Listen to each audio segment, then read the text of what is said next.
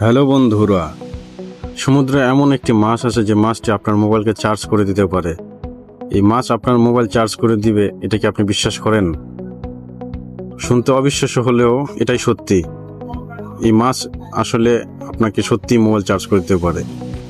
এটা হলো ইলেকট্রিক ইল, যা একবারে 600 ভোল্ট পর্যন্ত বিদ্যুৎ ছাড়তে পারে। মানে একসাথে 10টা মোবাইল পর্যন্ত আপনি চার্জ দিতে পারবেন। ওদের শরীরে আছে ইলেকট্রোসাইট নামে এক ধরনের কোষ, যা ব্যাটারির মতো কাজ করে। এই মাছ যখন নিজের শিকারকে খুঁজে, তখন তাকে বিদ্যুতের শক দিয়ে অজ্ঞান করে তারপরে খায়।